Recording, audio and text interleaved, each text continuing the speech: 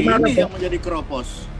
Iya, Artinya Ukraina si Rusia ini gabung dengan Cina pun nggak ada masalah buat Indonesia ya? nggak ada Pak. Kecuali kalau Pastor, kenapa sekarang kalau kita tanya, kalau dia bergabung sama Cina terus kenapa ancaman buat Terus kita? kenapa? Karena kan kemarin yang dari Timur itu kemarin juga bagus juga ya. Indonesia beli semua persenjataan perang dari ini semua, dari NATO sama dari Amerika. Seakan-akan kan mau ninggalin Rusianya kan. Dan isu anti Cina di Indonesia ini kan begitu hebat sekali sekarang ini kan. Bukan Pastor, saya kemarin coba bilang itu begini. Katanya Indonesia itu non-blok. Ya. Katanya posisi non-alignment itu adalah kitab suci kita. Ya. Pokoknya apapun yang terjadi nggak boleh diganggu-gugat. Kalau itu yang terjadi, makanya kita harus tetap non-blok. Contoh, Presiden Soekarno pegang persenjataan beratnya Rusia, tapi reaktor nuklir Bandung Trigamark yang bangun 100% Amerika Serikat. Itu kerennya Presiden Soekarno. Presiden yang shaping dunia bersikap gitu. Oke, itu yang tadi saya sedang bilang. Nah, sekarang saya tuh aneh, kita bilang non-blok, tapi persenjataan kita semua tadi yang saya bilang, frigate 2 seri dari Italia, UK frigate, kemudian apalagi Japan frigate, Harry Tempur Jepang juga, ada F-15, ada Scorpion Perancis. Kan bloknya sarwa-sarwa wae kalau bahasa Sundanya. Ada apa Korea tadi KFX yang nggak selesai-selesai. Tapi intinya karena satu blok, jadi di mananya kita tuh sebenarnya masih non-alignment? Karena akan selesai semua itu. Jual kemana semuanya, ya kan? Di Uni Eropa ya. Nah, jadi dia tanda tangan itu udah jalan. Emang kadang-kadang juga iseng banget di Vladimir satu ini. Kenapa dia mesti bikin event seperti itu seolah-olah dia makin dekat sama Uni Eropa? Jadi kayaknya Putin tuh ditis terus, digodai terus. Ya, diprovokasi terus. Padahal dia mesti ukur. Putin tadinya mau cuman demilitarisasi. Makanya saya bilang dari awal saya nggak percaya Putin itu invasi. Dia tuh orang waras. Ya. Tadi kembali kepada isu Papua, dianggap perempuan ina itu. Prancis tadi masuk dari isu lingkungan. Jadi satu hari nanti akan bilang kalau lingkungan kita nggak bisa jaga, Prancis bisa deploy tentara. Itu kan udah atas nama tadi ya Operation Military Added War. Nah itu buat mereka menjaga lingkungan. Nah tahu nggak sekarang Putin pun juga dibentuk seperti itu, dibentuk seperti orang gila. Itu nih yang dipropagandakan, dibentuk dia mau seperti Hitler gitu kan, dibentuk lagi dia orang yang dia, coba deh, itu kan narasi yang terus berjalan dan orang akhirnya percaya. Hampir semua yang bertanya kepada saya dari semua reporter, tapi kan dia Hitler gitu.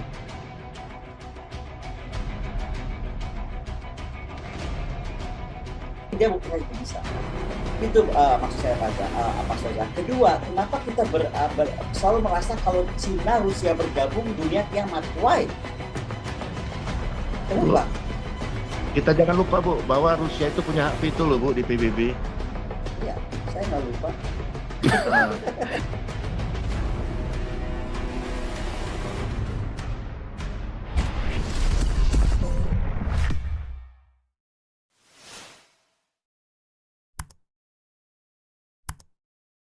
Oke. Jadi begini tadi ya, ini ya ada empat pertanyaan sebetulnya ya, 4 pertanyaan. Hari Minggu kemarin sudah saya bahas, tapi dari perspektif iman Kristen ya. Nah hari ini sebetulnya menarik sekali tentang fenomena Ukraina dan Rusia ini ya. Bagaimana satu ya, sebenarnya Putin mau apa sih dari Ukraina ini? Apakah sebodoh itu? Apakah dia nggak mikir? Apakah bisa jadi perang dunia ketiga? Apa dia nggak mikir? Termasuk mengapa bisa Eropa bisa diam aja? Amerika bisa takut. Mengapa Amerika dan Eropa bisa nggak berani? Biasanya kan Amerika paling hobi ngeresein orang. Ya kan? Itu pertama. Yang kedua, apa yang diinginkan Putin dari Ukraina ini? Apakah cuma mau menunjukkan bahwa dia maco atau apa maksudnya bahasanya ya kan? Nah kita tahu konflik Ukraina ini sebenarnya kan udah mulai dari semenanjung Crimea ya, dari 10 tahun yang lalu kali ya itu kalau nggak salah ya. Sebenarnya yang dari 2 presiden Ukraina yang lalu kan sudah ribut sama Putin juga kan masalah semenanjung Crimea ini kan. Terus waktu itu kan diawali dengan unjuk kekuatan. Seakan-akan Putin ini mau mengumpulkan kembali Uni Soviet yang sudah bubar, lalu seperti induk ayam yang mengumpulkan anak-anaknya. Nah, Apakah itu yang diinginkan Putin, menjadikan Uni Soviet lagi, menjadikan kekuatan, fakta kekuatan baru di bagian utara. Tapi yang ketiga, kok bisa masih ada perang konvensional ya? Tadi saya teleponan dengan Pak Putih juga, saya tanya kenapa Pak masih ada perang begitu ya Pak di zaman modern ini yang semuanya proksi, mengapa Rusia harus turun tangan sendiri di Ukraina? Dan dampaknya untuk Indonesia apa itu yang terakhir? Dan apakah kita harus berpihak pada satu, ataukah kita memaklumi tindakan ini, tindakan Putin sebagai tindakan yang memang harus dilakukan, dan banyak isu-isu lainnya. Tetapi itu isu besarnya kan itu yang kemarin saya dengar sebenarnya pertama dari Tribun ya, pertama kali Ibu Koni membahasnya di Tribun itu, cuman saya nggak puas yang di Tribun itu kurang ini ya, karena waktunya kurang juga ya. Ini saya harap 1 jam ini Ibu Koni bisa cerita yang sepanjangnya selengkap-lengkapnya dengan Pak Ponto juga ya. Silakan Ibu Koni. Oke, selamat malam semuanya Pastor Zhang. Kangen sekali, udah lama kita nggak ketemu. Iya. Selamat Pak Ponto, selamat malam semuanya hadir di dalam kesempatan ini. Saya pertama mohon maaf kalau muka saya kelihatan capek karena saya dari pagi tadi rapat dengan beberapa termasuk kedutaan besar seputaran Rusia. Dari Wah. Oke, jadi seru sekali. Oke, saya mesti mulai dari mana ya? Saya mungkin mulai begini. Kalau dianggap bahwa event tentang Ukraine ini adalah mulai tahun berapa tadi Pak Pak Stozan katakan Di Crimea. baru aja, no, jauh-jauh sebelumnya gitu loh. Kita mesti lihat misalnya konstelasi itu mungkin pertama kita harus tahu sejarahnya bahwa mereka itu sebenarnya satu roots ya. Kiev dan Moskow itu adalah dua sister city, the biggest sister city saat Moskow masih menjadi Soviet gitu. Nah mungkin tapi puncak-puncaknya itu adalah ketika Viktor Yanukovych, presiden pertama Ukraine ini dianggap terlalu pro terhadap Rusia gitu kan. Padahal misalnya tadi kembali kepada bagaimana pentingnya Kiev misalnya saja.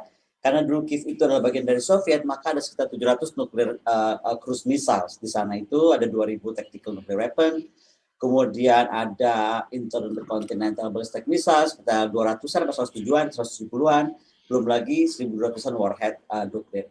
Tapi intinya adalah, yang saya mau bilang mereka tuh punya masalah besar ya. Dan kenapa buat saya menarik untuk kita bahas dan melihat Indonesia pada hari ini.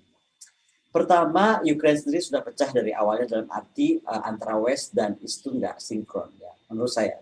Yang West itu lebih kepada merasa mereka lebih European, mereka juga nggak terus suka Rusia, mereka speak Ukraine, bahasa Ukraine. Kemudian mereka juga selalu punya suspicious itu terhadap Rusia atau saudara-saudara di timur. At the same time, yang di timur tadi, yang dekat Donbas gitu ya, di Luhansk dan Donetsk itu juga begitu. Dia merasa dia lebih dekat kepada roots Rusia, kemudian native Russian speaker, kemudian juga dia melihat curiga nih kepada NATO, kepada EU, kepada semua blok Eropa. Nah, yang paling penting adalah di mata Putin, apapun yang terjadi setelah Uni Soviet jatuh, dia sebenarnya nggak apa-apa kalau mereka semua melakukan hubungan apapun kecuali defense, oke? Jadi dia mau mereka dekat sama EU, mereka mau ngapain sama EU, dia baik-baik aja gitu. Tapi ada dua hal yang membuat dia marah ketika 2008 lah puncaknya. Tadi saya cerita soal 90-an ya, tapi kemudian kita masuk 2008 ketika NATO somehow inviting ya kan Georgia dan Ukraine masuk gitu. Ini buat Putin jelas menjadi bahaya gitu karena dia melihat ini adalah bagian kepentingan nasional dia. Karena di atas ada Belarus. Nah, Belarus so far dia masih, tanda kutip ya, netral tapi menjaga Rusia. Nah, demikian juga dia pikir kalau Ukraine itu nggak bisa dibandingin dengan 3 lainnya sudah masuk di atas sana gitu, lebih dekat. Jadi itu jadi masalah. Apapun yang terjadi misalnya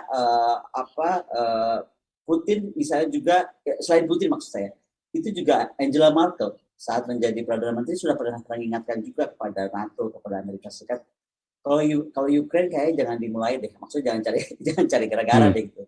Itu kayaknya buat Putin tuh kalau bahasa Indonesia itu atau bahasa kita nih NKRI harga mati. Nah itu buat Putin juga Ukraine itu Ukraine harga mati gitu. Nah jadi dia akan melakukan apapun gitu. Nah kalau kita mau melihat juga sebenarnya ini udah panjang ya ceritanya. Contoh misalnya karena tadi dia merasa pokoknya Ukraine tidak boleh bergabung dengan NATO, dan dia sebenarnya ada tambahan lain, dia meminta penghapusan sistem senjata di negara-negara Eropa Timur, termasuk Polandia, itu dia pernah minta. Nah, kemudian juga Moskow menganggap bahwa ekspansi NATO ke arah timur itu adalah ancaman bagi keamanan nasional, ancaman bahwa itu akan menciptakan juga NATO yang kelas 1, kelas 2, kelas 3 gitu, kan. Kemudian ada lagi tambahan bahwa ini kadang-kadang Eropa juga seperti setengah menurut saya, gitu kan. Para pemimpin Barat ini terus melakukan pelumpahan ekonomi, dan itu makin meningkat. Apa seperti yang kita terima hari ini. Kita melihat bagaimana perlakuan Swiss system dihapus, mereka lupa bahwa Rusia itu lebih kuat daripada itu, dia sudah tidak lagi kepada money currency lagi, tapi sudah main di kripto dan sebangsanya. Nah, intinya sebenarnya adalah banyak hal dilakukan oleh Barat menurut saya, dan itu termasuk merilis sumber intelijen. Saya juga punya dokumen-dokumen yang langsung dari tentara di lapangan ya, karena kebetulan kemarin saya diundang oleh podcastnya punya Pak Hendro Priyono, sehingga ada data-data yang mungkin tidak beredar di mana-mana, tapi kami punya. Dan itu kelihatan sekali di mata saya. Memang walaupun kelihatan NATO tidak turun tangan, tapi semua persenjataan berat itu masuk semua ke Ukraine. Padahal di mata saya, menurut Putin itu udah nggak akan titik balik lah. Dia kayaknya betul-betul serius. This time he really mean it. Dan kenapa dia bilang begitu? Saya rasa kita harus paham bahwa dari faktor Putin tadi saya ceritakan itu sudah menjadi bagian yang dianggap kepentingan nasionalnya. Kemudian ada juga masalah, misalnya Inggris tuh menyatakan bahwa jadi gini loh, banyak sekali antara rumors dan kenyataan. Oke?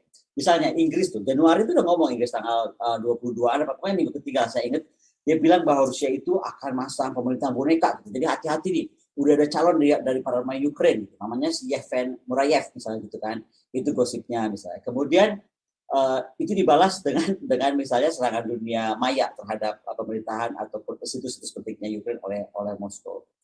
Nah, kemudian juga Ukraine juga di 25 Januari itu dia membubarkan kelompok-kelompok kriminal yang dia anggap adalah orang-orang yang sedang mempersiapkan serangan bersenjata terhadap infrastruktur. Jadi kalau dilihat dari mulai ini eskalasi ini tuh udah ada banyak kejadian, jadi nggak tiba-tiba kejadian kemarin itu. Nah, itu kemudian di akhir Januari misalnya, itu ada prajurit Garda Nasional Ukraine, itu pakai AK-47, dia itu dengan sekitar 200-an butir peluru itu langsung menembak membabi buta penjaga di pabrik pembuatan mesin Yuzhny di Dnipro, gitu kan. Dan itu menurut Moskow, somehow dilihat oleh Moskow juga adalah sebuah rangkaian, karena itu kan pabrik roket gitu kan, dari peralatan ruang angkasa. Nah, intinya adalah kemudian saya pikir puncaknya Putin merasa kayaknya kalau kayak gini terus kapan saya didengerin gitu. Kalau menurut saya nih ya, saya udah pernah warning 2008, Angela Merkel udah pernah ngomong gitu. Beberapa profesor penting, dosen saya di Go Internasional seperti Mas Zaimer itu udah bilang bahwa janganlah tas Ukraine. Tapi kan Barat menurut saya selalu pusing gitu, atau Amerika tuh selalu sometimes pushy gitu. Nah, at the same time, menurut saya tuh mungkin pada titiknya Putin itu sudah melihat bahwa memang kayaknya dunia ini udah nggak seimbang. Gitu. Mungkin itu sama yang kalau saya melihatnya jauh-jauh hari, dunia itu kok nggak seimbang banget ya. Amerika dengan aliansinya, dia menganggap dia itu coalition bergiling. Di luar itu kamu mau warna merah, putih, non-blok, pokoknya kamu bukan coalition bergiling. Jadi saya rasa mungkin memang menurut saya Putin tuh malah mencoba menyeimbangkan dunia dengan dia mungkin udah capek gitu. Tapi dia bilang oke lah, this is my last battle, mungkin I'll go for it. Gitu. Nah itu kenapa misalnya pertama gini, saya mau bilang bahwa dia tidak niat invasi. Kalau di mata saya, ya, walaupun saya nggak membenarkan apa yang dilakukan Putin sekali lagi, tapi saya mencoba menerangkan posisi Putin karena ada banyak menurut saya kaitannya satu hari itu kayak kita gitu, kayak kawasan kita. Nah, misalnya saja dia masuk ke perbatasan Belarusia, ya kan? Kemudian dia masuk tadi urutannya kan kita pandang itu ke Chernobyl gitu kan, masuk ke Donbas gitu. Kemudian juga bagaimana di Melitopol juga terjadi penyerbuan juga. Tapi intinya adalah bagaimana sebenarnya Putin itu mau mempush negosiasi menurut saya itu dilakukan lebih cepat, tapi kan akhirnya lebih lama, nggak 1 hari, nggak 2 hari, tapi sudah di titik kemarin itu. Dan itu pun kalau saya boleh cerita karena saya dapat langsung laporan dari sana, itu gimana Rusia nggak kesel ya, karena misalnya dia datang tuh kalau nggak salah telat 5 jam, jadi kalau berita-berita di media itu dia rapat 5 jam, rapatnya cuma berapa menit, karena utusan Ukraina itu datang terlambat, mereka datang dengan helikopter militer, mereka nggak siap, kelihatan dari tampilannya aja kan Rusia lebih siap. Itu kenapa kita berdoa saja akan ada pertemuan lanjutan untuk ini segera selesai. Nah, tadi siang saya diundang rapat oleh, seperti saya sampaikan tadi, oleh beberapa negara gitu, di seputaran Ukraina dan Rusia. Dan mereka mengingatkan saya bahwa, tapi bedanya ya kalau kita berdiskusi dengan dengan orang kita sama orang asing itu kadang-kadang itu kita bisa beda banget, tapi ya diskusinya nyantai aja, nggak pakai berantem gitu, nggak pakai marah-marah. Jadi intinya mereka cerita aja, bukannya coba perhatiin deh, ini kan nggak pernah terjadi Jerman itu kemudian berani memutuskan bahwa pipa gas Nord Stream 2 ini ya udah sekarang kita putus aja. Itu yang sekarang Jerman lakukan. Jadi seolah-olah ya udah kita nggak usah dapat pasokan dari Rusia, kita udah punya jalan lain gitu. Nah, padahal ketika kita melihat jalur pipa ini dibentuk menuju Eropa melalui Baltik gitu kan, itu sebenarnya ini juga akan rugi Ukraina. Pernah ada yang tahu nggak biaya transit pipa gas itu masuk ke arah barat dari Eropa Timur? Ukraina itu punya lebih dari $1 miliar per tahun dari menyewakan jalur itu. Jadi semua akan dirugikan. Tapi kalau kembali, saya rasa Putin sudah menghitung semuanya dan dia bilang ini adalah titik saya udah mesti bergerak. Karena kelihatannya kok malah makin ngeyel satu ini, kemudian yang kedua kenapa juga negara-negara NATO itu juga sepertinya makin memaksakan kehendak gitu. Nah, pipa kembali kepada pipa Nord Stream 2 ini kan sekali lagi itu bukan berdiri sendiri, tapi sudah ada misalnya pipa-pipa yang lainnya gitu kan. Dan ini menurut saya akan malah membahayakan posisi kalau ditanya ke arah Indo-Pasifik. Kalau saya bilang, kalau saya jadi Rusia, terus kita mau jual kemana? Mau dibeli oleh siapa? Itu yang saya bilang dalam beberapa meeting saya atau dalam beberapa podcast, yang pasti akan mengambil itu China.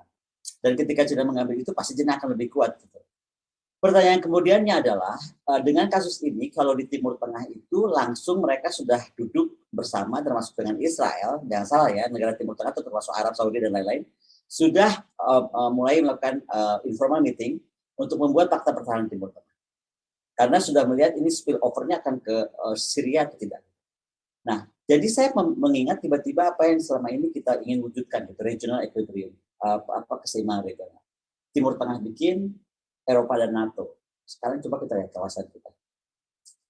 Indonesia bagaimana posisinya? Karena kenapa saya melihat posisi Putin itu ada benarnya? Sekali lagi ya, saya melihat dari persepsi dia dengan kepentingan nasional Rusia itu ada benarnya, karena memang dia udah dikepung.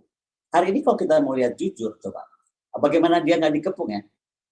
Kalau kita buka peta, saya itu nggak, karena ini agak prastorzannya agak pepes, saya nggak sempat siapkan paparannya. Tapi kalau sebenarnya saya tadinya berharap bisa kalau ada waktu, tapi kebetulan saya lagi nggak ada waktu sekali. Mohon maaf dengan segala hormat. Nah, tapi intinya kalau kita bicara tentang siapa yang bergabung NATO dengan NATO sebelum setelah 97. Sekali lagi saya berharap pada buka peta aja, kita lihat buka peta Eropa, Estonia, Latvia, Lituania, Polandia, Czech Republik, Slovakia, Hungaria, Romania, Slovenia, Kroasia, Montenegro, kemudian Makedonia dan Bulgaria. Jadi yang masih bebas betul-betul tuh hanya tadinya 3, Belarus, Ukraina, dan Crimea. Nah, Crimea udah selesai tuh kemarin kan. Artinya memang buat Putin itu menjadi penting sekali posisi Belarus dan Ukraina ini. Pengepungan seperti itu menurut saya kalau kita nggak berpikir hati-hati dan mencoba wise, ini akan bahaya karena saya bisa paham posisi Putin kalau dia merasa terkepung gitu dikelilingi begini. Kita bandingkan sekarang posisi Indonesia yang ada dikelilingi oleh FPDA, Five Power Defense Arrangement, dikelilingi oleh The Quad, dari sini tiba-tiba ada India, Jepang gitu kan. Lalu tiba-tiba AUKUS, dari sini ada Australia, ke UK juga. Gitu. Jadi bedanya apa gitu? Nah, itu yang menurut saya, apakah ini sudah waktunya kita mengerti atau melihat perspektif Putin dari seseorang yang menurut saya, kalau saya salah, tapi kita pernah punya pemimpin seperti Putin. Tapi dalam konteks yaitu tadi, dia punya vision menyeimbangkan dunia, namanya Presiden Soekarno. Presiden Soekarno itu dengan pidato yang terkenalnya di PBB ya, To Build the World Anew, itu kan begini, dia melihat konstelasi Amerika dengan Rusia yang kayaknya udah apa ya, dunia itu hanya punya berdua aja lah, mereka boleh ngapain aja. Dia bila datang dengan pemikiran besarnya, no, ada namanya non-alignment movement, ini negara-negaranya. Sekarang kita bisa lihat apa perkembangan hari ini. Berubah aja pemainnya, jadi ada Cina yang sekarang jadi teramaikan, tapi bahwa kemudian tiba-tiba Rusia muncul lagi ke panggung, itu karena tadi desakan kepada Ukraine.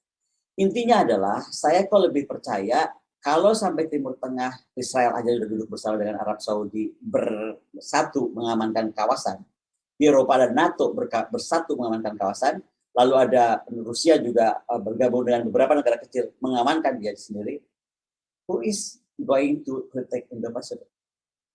Dan apakah kita kemudian harus percaya begitu aja bahwa Cina itu ancaman? Kan kita mesti lihat peta, dari tadi saya bilang coba kita lihat peta. Mau seapapun juga kita nggak suka sama China, ya kan?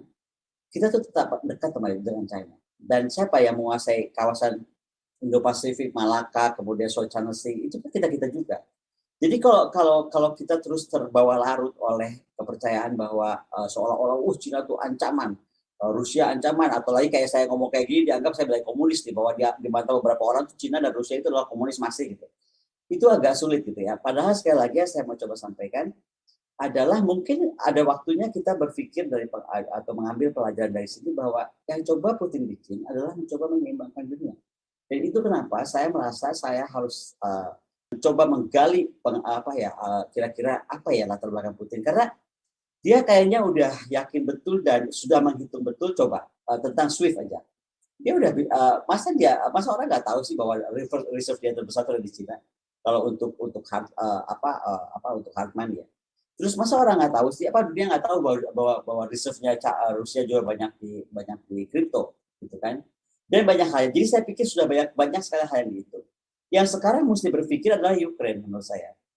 Ukraine mesti sangat hati-hati karena sekali lagi saya sudah dalam anggapan saya Putin itu nggak akan menjadi tiba kali ini. Dia udah pernah jadi presiden berapa kali, dia udah pernah jadi wapres berapa kali, gitu kan? 1 kali wapres. Dan menurut saya dia tahu manusia itu ada titik dia harus berhenti. Nah, mungkin di titik inilah Putin merasa dia harus all out dan ini sedang apa yang diusahakan. Jadi beda nih dari kejadian Crimea beda dengan kejadian Ukraine di tahun-tahun 91 atau di zamannya spesial otonominya Crimea atau di zamannya 2014-an ketika Minsk Agreement dibuat, Minsk 1, Minsk 2 Agreement dibuat, atau Budapest Agreement dibuat. This is different. Gitu. Karena menurut saya tidak pernah ada pergerakan atau malah bukan pergerakan, peringatan dari Putin yang seolah menyatakan bahwa kalau kamu mencoba men-stop saya akan melakukan sesuatu yang kamu tidak bayangkan. Nah, kalau kita semua care terhadap keberadaan dunia ini, saya rasa nggak ada salahnya kita mencoba mengerti posisi Putin, daripada kita semua habis seluruh lantak karena menurut saya Putin nggak main-main. Saya kira itu dulu aja, Pastor Zhang. Selanjutnya kita beri diskusi. Terima kasih. Iya, luar biasa. Menurut Pak Ponto bagaimana? Ini ada Pak Laksamana Ponto bersama dengan kita ini. Ini masalah tadi ya, empat hal tadi itu udah dijelaskan dengan ringkas sekali, bagus ya. Teman-teman, ya ini karena waktunya kita mepet memang ya, dengan waktu yang singkat ini, teman-teman nanti bisa putar ulang ya. Silakan Pak Ponto. Ya, terima kasih. Jadi memang saya sependapat dengan Bu Koni. Kita harus lihat, saya melihat Putin. Putin itu mantan anggota KGB, intelijen. Sebagai seorang intelijen, maka di dalam otaknya hanya satu selalu ada itu. Apa? Ancaman. Apapun pergerakan itu adalah ancaman. Jadi apa yang disampaikan Bu Koni tadi, satu persatu masuk NATO dan terakhir diiming-imingi juga masuk NATO ini, itu semua adalah ancaman yang semakin mendekat. Ini membuktikan bahwa negara itu sama dengan organisme kan, makan-memakan. Nah, ketika dia sudah sampai di keputusan bahwa negara ternyata ini adalah organisme, maka kembalilah dia Putin ini kepada manusia yang dikatakan oleh Machiavelli bahwa dia akan menggunakan kekuatannya untuk membunuh orang. Kalau dia sudah sampai di situ. Dan inilah terbukti sekarang. bahwa apa yang dikatakan Machiavelli ya terbukti. Walaupun kita selama ini sudah mempublikasikan tidak akan ada lagi itu perang seperti zaman tahun 45 di Indonesia, kan selalu bilang gitu. Tapi apa yang terjadi dilaksanakan oleh Putin ini membuktikan bahwa hal semacam itu bisa saja terjadi kalau dalam batas-batas seorang pemimpin itu menurut yang pemimpin itu sudah dilewati menurut dia ya, karena pemimpin ini kan dia punya subjektivitas. Bu Kony sudah bilang tadi, kita punya Bung Karno dulu seperti itu. Nah, benar sekali apa yang disampaikan Bu Kony tadi. Indonesia, kalau kita tarik ke Indonesia di ASEAN ini alone, sendirian. Yang lain-lain ada FPDA, lain-lain ada AUKUS, yang lain-lain. Tapi kita itu alone. Nggak ada kawan sama sekali. Nah, kalau kita jadi seperti ini, kalau satu-satu, katakanlah misalkan tiba-tiba Papua. Nah, tiba-tiba Papua digerigitin. Jangan lupa Papua ini yang terakhir ini, Papua sudah didatangi oleh namanya Special Rapporteur for Human Rights. Ini tanda-tanda apa? Sudah 2 kali ini saya tahu ini kunjungannya ini. Dan yang jadi alasan yang paling gampang di Papua itu kan human rights. Nah, dengan adanya datangnya Human Rights Special Reporter ini apa Papua? Lalu kita terus bagaimana? Apa yang harus kita lakukan? Apa kita harus menjadi seperti Putin? Atau menjadi seperti apa? Nah, ini yang harus kita lihat sekarang. Nah, kalau kita sudah melihat apa yang terjadi sama Putin ini, jangan main-main dengan tentara, kualitas manusia, dan kualitas lagi-lagi alutsista. Karena satu saat akan seperti itu, dan kita punya kemungkinan seperti itu. Papua, jangan dianggap Papua itu adalah tenang-tenang saja seperti itu. Papua itu kalau ibaratnya jangan dianggap air tenang tidak ada buaya. Bagi saya melihat 2 kali special reporter datang ke sana, masalah tortur human right sama masalah perempuan. Itu sudah 3. Perempuan, tortur, sama human right. Itu artinya apa? Sudah mulai tanda-tanda ke arah sana. Nah, dengan adanya yang terjadi sama Putin, bedanya satu, Putin dari kecil selama hidupnya dia adalah agen KGB. Sehingga otaknya ancaman itu terpatri. Daripada saya didahului, saya mendahului. Disinilah dia sudah belajar sama Cleopatra katanya. If you are strong, fight them. If you are weak, join them. Nah, Ukraina ini main-main dia. Dia coba main-main. Dia pikir Putin ini tidak akan bertindak seperti itu. Karena sudah termakan bahwa zaman sekarang kita main-main pertempuran di dunia maya katanya. Tapi ternyata kan tidak. Apa yang diharapkan oleh Ukraina supaya dia hanya bermain di dunia maya ternyata kan tidak. Putin betul-betul kembali ke konvensional. Ya. Dan Putin jangan lupa lagi sebagai seorang intelijen selalu melihat sejarah. Sejarah masa lalu Eropa ini kan dari dulu juga ke Rusia akan digigitnya terus itu. Pelan tapi pasti. Jadi sejarah dilihat lagi, ini kok satu persatu Jerman. Nah, ini Jerman kan paling banyak tadi ini. Kembali lagi kan kelakuannya Jerman kan sama juga itu. Jadi sejarah masa lalu ini dia melihat, wah ini sudah sampai ke titik tidak boleh lewat titik ini. Dia sudah mentoleransi, sudah bertoleransi. Tetapi titik toleransinya sudah dilewati. Dan sebagai seorang agen intelijen, dia sudah menetapkan di mana titik yang tidak boleh disentuh. Ketika titik ini disentuh, nah ini point of no return dia bilang. Kita menang jadi arang, kalah jadi abu. Nah ini kalau saya melihat dari biografi ya. Karena intelijen kan kita melihat satu biografi, sejarah. Lalu masa lalunya seperti apa. psikologinya. Nah, dari psikologi ini bisa nggak terlihat sejarah masa lalu bagaimana Eropa bersatu memusuhin Rusia. Bagaimana pelan-pelan creeping, pelan-pelan masuk terus, pelan tapi pasti. Nah, sebagai seorang yang matang di intelijen, ancaman dia sudah, inilah ancaman saya. Sehingga apa yang dilakukan Putin itu jelas-jelas dia sudah memikirkan, dia sudah memilih apa yang pernah dilakukan Rusia dulu bertempur dengan Jerman dan kawan-kawan dan lain-lain yang dulu. Nah, sekarang dia ulangi lagi. Mau bersatu silakan. Tapi dia sudah menetapkan, kalau lewat ini, saya sudah menyiapkan. Menang jadi arang, kalah jadi abu-abu. Hancur bersama. Nah, ditarik ke Indonesia. Indonesia sudah harus melihat apa yang Ibu Koni bilang tadi. Timur Tengah sudah punya, semua sudah punya. Kita siapa kawan kita? Kita pun Singapura dan lain punya FPDA. Indonesia punya FPI, Bu, tapi FPI juga sudah dibubarin. Kita nggak punya. Oke. Punya FPDA kan? Pertanyaannya, ini pertanyaannya itu dia. juga nih ya. Ini Jadi memang bingung agak Indonesia nih. ini agak berbeda pembahasannya dengan yang di Tribunnya Ibu Koni kemarin. Waktu di Tribun, kesimpulan yang saya dapat adalah begini. Buat Uni Eropa rugi kalau perang sama Rusia karena pasokan dan transaksi ekonominya juga dari mereka juga harus buang hasil pertanian mereka ke Eropa, ke Rusia, dan Rusia juga mensuplai pasokan minyak bumi dan gasnya ke Eropa. Nah, sekarang kalau misalnya hari ini udah berubah bahwa tadi kan rupanya ada pertemuan-pertemuan bahwa ternyata Eropa percaya diri, dia bisa buang produknya ke tempat lain dan dia dapat sumber lain untuk pasokan minyak dan gasnya. Lalu kalau sekarang Rusia kerjasama dengan Cina, jadi fakta kekuatan baru, fakta militer baru, bukannya itu nanti malah jadi perang dunia ketiga.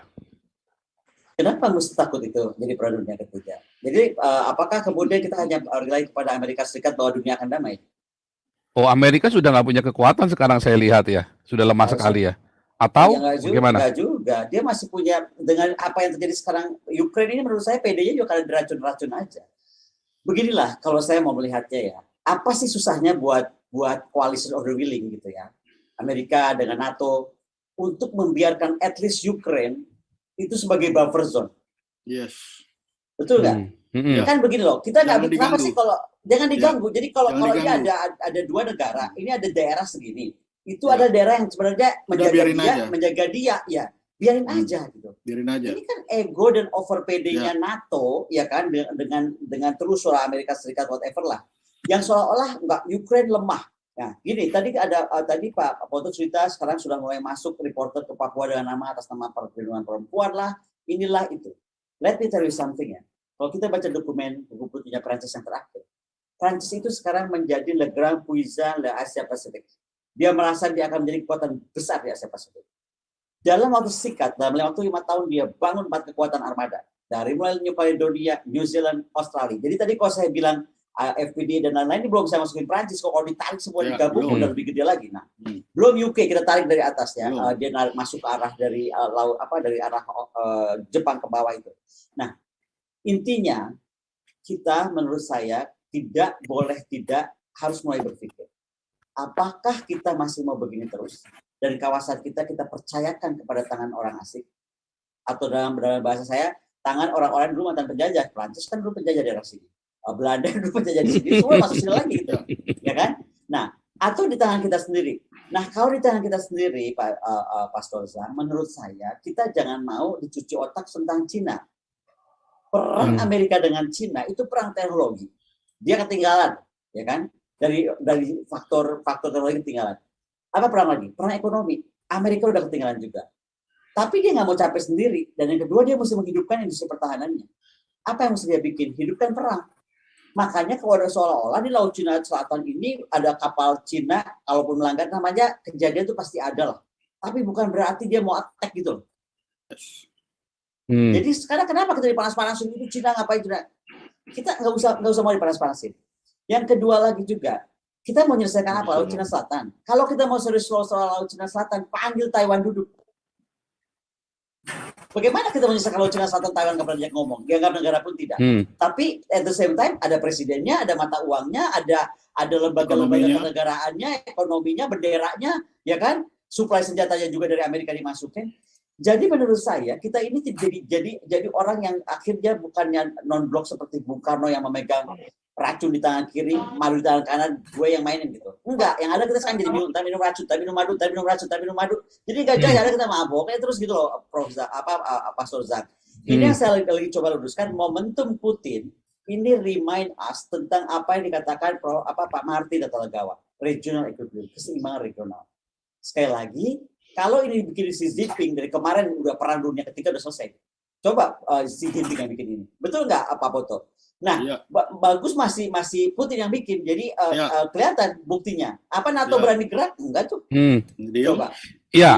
Memang ini pertanyaan saya berikutnya, Ibu Koni. Kenapa lebih penting ikut Uni Eropa atau lebih penting ikut NATO? Sebab saat ini kalau saya lihat kan yang permohonan untuk NATO kan sampai sekarang belum di-approve. Tetapi malah Uni Eropa mengajak si Ukraina untuk masuk ke Uni Eropa. Mana yang lebih penting, ikut NATO atau ikut Uni Eropa? Pastor Zhang, that's different thing. Uni Eropa tuh everything kecuali defense. Ekonomi apa, name it lah. Pokoknya everything except defense. Dia nggak usah ngomong dia bergabung pun dia udah melakukan itu kok. Emang selama ini Ukraina jual kemana semuanya, ya kan? Uni Eropa ya. Nah, jadi dia tanda tangan itu udah jalan. Emang kadang-kadang juga iseng banget di Vladimir satu ini. Kenapa dia mesti bikin event seperti itu seolah-olah dia makin dekat sama Uni Eropa? Jadi kayaknya Putin tuh ditis terus, digodai terus. Ya, diprovokasi. Diprovokasi terus. Padahal dia mesti ukur. Putin tadinya mau cuma demilitarisasi. Makanya saya bilang dari awal saya nggak percaya Putin itu invasi. Dia tuh orang waras. Ya. Tadi kembali kepada isu Papua, dianggap perempuan ina itu. Prancis tadi masuk dari isu lingkungan. Jadi satu hari nanti akan bilang kalau lingkungan kita nggak bisa jaga, Prancis bisa deploy tentara. Itu kan udah atas nama tadi ya Operation Military Added War. Nah itu buat mereka menjaga lingkungan. Nah tahu nggak sekarang Putin pun juga dibentuk seperti itu, dibentuk seperti orang gila itu nih yang dipropagandakan. Dibentuk dia mau seperti Hitler gitu kan, dibentuk lagi dia orang yang gila. Coba deh, itu kan narasi yang terus berjalan dan orang akhirnya percaya. Hampir semua yang bertanya kepada saya dari semua reporter, tapi kan dia Hitler gitu. Kalau dia Hitler, Pastor Zhang, beresin Ukraina mah 1 detik. Ya, setuju. Gampang banget tuh wipe selesai. Ya, lepasin Chernobyl, dibom, selesai tuh Ukraina. Nggak usah pakai bom nuklir pun juga selesai banget lah gitu kan. Tapi kan dia enggak, karena dia cuma bilang gue akan demilitarisasi kamu supaya kamu mikir. Masalahnya nggak mikir gitu, masih ngetes terus pernya Putin sampai kemana. Itu yang tadi saya bilang, dia udah manusia yang sudah hampir selesai dengan dirinya, atau pemimpin yang sudah hampir selesai dengan dirinya. Saya percaya betul Putin sudah sangat bergerak atas nama kepentingan nasional Rusia.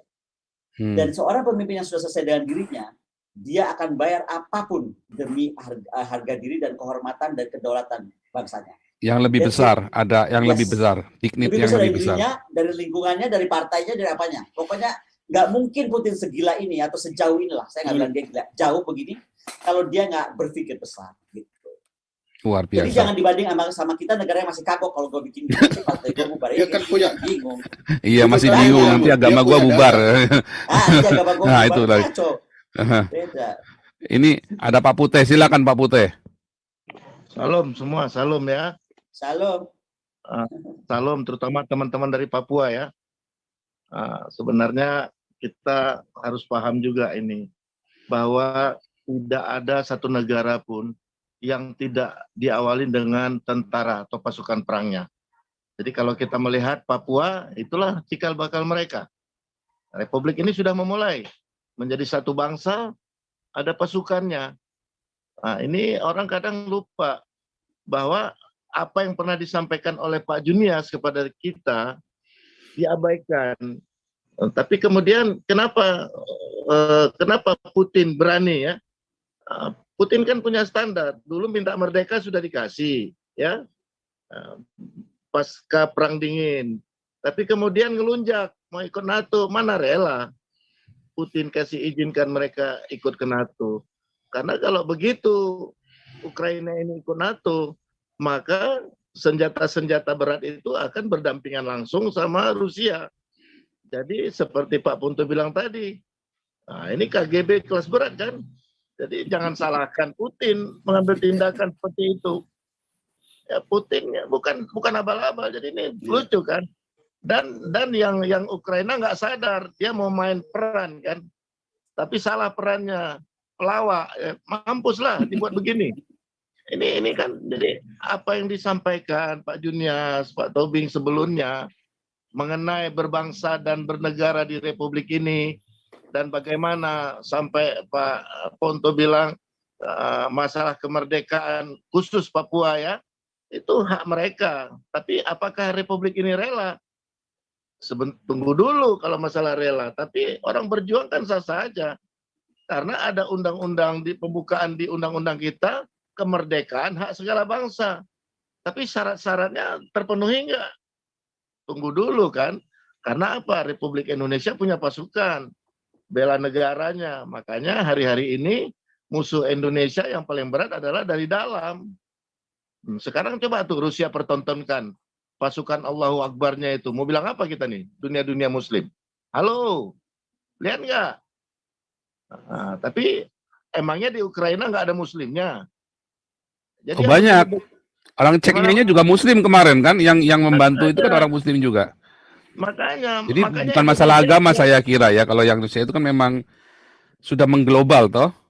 Cuman pertanyaannya sekarang ini buat sebentar, Pak Pastor Zang, dibilang masalah agama enggak, tapi kalau kita lihat yang tadi disampaikan Pak Putih ada benarnya. Jadi gini, memang itu saya bilang tadi, Presiden Putin juga Presiden Ukraina agak aneh. Tiba-tiba dia display-nya gini loh. Sekarang itu perang propaganda. Kalau menurut saya Pak Ponto akan sangat bisa menangani dengan baik. Jadi kita mau sekarang namanya hoax kayak buzzer atau apa, tapi kita sedang perang propaganda yang makin gila. Contoh, kenapa mesti digambarkan orang sholat gitu sebelum upacara sebelum perang, ya kan? Nah, isu kayak gitu tuh sedang diangkat. Dia ini si Ukraina memang main-main juga gitu, seolah-olah aduh gimana gitu. Nah, atau vice versa. Tapi intinya coba kita kesampingkan semua itu semua, balik lagi ke tadi. Ada sebuah negara berdaulat gitu kan, yang dia cuma minta satu hal, jangan sentuh Ukraine. Itu buzzer zone saya. Why don't they give him gitu? Toh kita juga nggak ngapa-ngapain ke Ukraine, baik-baik aja. $1 miliar per tahun dari ngelewatin pipanya Rusia untuk ke situ. Apa gitu? Nah, sekarang kalau bukan kalau Cina dengan Rusia ini nggak jadi masalah, lalu sebenarnya ancaman buat Indonesia ini negara mana nih, Pak Ponto atau Ibu Koni? Pak Ponto dulu ya. Negara mana yang menjadi paling ancaman buat Indonesia kalau bukan Cina saat ini? Negara Indonesia. Iya. Arab lah Pak. Ya negara Indonesia juga. Iya. Karena kita bilang musuh kamu adalah dari dalamnya sendiri. Imigran Arab. Nah ini dari dalam sendiri ini yang menjadi keropos. Artinya si Rusia ini gabung dengan Cina pun nggak ada masalah buat Indonesia ya? Nggak ada Pak. Kecuali Pak Pastor, kenapa sekarang kalau kita tanya, kalau dia bergabung sama Cina terus kenapa ancaman buat kita? Karena kan kemarin yang dari timur itu kemarin juga bagus juga ya. Indonesia beli semua persenjataan perang dari ini semua, dari NATO sama dari Amerika. Seakan-akan kan mau ninggalin Rusianya kan. Dan isu anti-Cina di Indonesia ini kan begitu hebat sekali sekarang ini kan? Bukan, Pak. Saya kemarin coba bilang tuh begini. Katanya Indonesia itu non-blok. Ya. Katanya position alignment itu adalah kitab suci kita. Ya. Pokoknya apapun yang terjadi nggak boleh digabungkan. Kalau itu yang terjadi, makanya kita harus tetap non-blok. Contoh, Presiden Soekarno pegang persenjataan beratnya Rusia, tapi reaktor nuklir Bandung Trigamark yang bangun 100% Amerika Serikat. Itu kerennya Presiden Soekarno. Presiden yang shaping dunia bersikap gitu. Oke, itu yang tadi saya sedang bilang. Nah, sekarang saya tuh aneh, kita bilang non-blok, tapi persenjataan kita semua tadi yang saya bilang, frigate 2 seri dari Italia, UK frigate, kemudian apalagi Japan frigate, Harry Tempur Jepang juga, ada F-15, ada Scorpion Perancis. Kan bloknya sarwa-sarwa wae kalau bahasa Sundanya. Ada apa Korea tadi KFX yang nggak selesai-selesai. Tapi intinya karena satu blok, jadi di mananya kita tuh sebenarnya masih non-alignment. Karena akan selesai semua itu. Nah yang kedua, kalaupun kita nggak mau Cina, nggak mau beli Jian 10 atau Jian 20 yang menurut saya pesawat tempur canggih. Kenapa kita takut sama Katsa? Kita ini kan nggak teruskan suplai karena takut sama Katsa. Itu yang saya bilang, kenapa nggak Pak Menhan kita sehebat Menhan India? Lebih hebatan Menhan kita, orang dia jenderal. Kalau saya jadi Menhan Prabowo, ngomong dong Pak, ini urusan kita. Menhannya India. berhasil tetap dapetin Sukhoi. Dia nggak peduli Katsa. Itu yang saya bilang, harusnya daripada kita jadi kesana kemari nggak jelas, pengguna atau angkatan dipaksa pakai alat-alat yang mereka juga nggak pernah ketemu seumur hidupnya. Pak Poto angkatan tuh pasti tahu. Apa kita pernah pakai kapal selam? Jadi ya kenapa enggak yang udah ada aja, terus dia ngotot kepada Amerika gitu, stand up buat Amerika. Ini urusan negara gue, lu ngapain Katsa, urusannya apa, kayak gitu. Pokoknya India buktikan itu bisa. Itu maksud saya Pak Sozan. Kedua, kenapa kita selalu merasa kalau Cina Rusia bergabung dunia kiamat? Why? Kenapa? Kita jangan lupa Bu, bahwa Rusia itu punya hak veto loh Bu di PBB. Iya, saya nggak lupa. Jadi jangan main-main ya. Oke, ini ada Pak Jenderal Tobing bersama dengan kita juga. Shalom Pak Jenderal Tobing. Shalom. Mana nih Pak Tobing?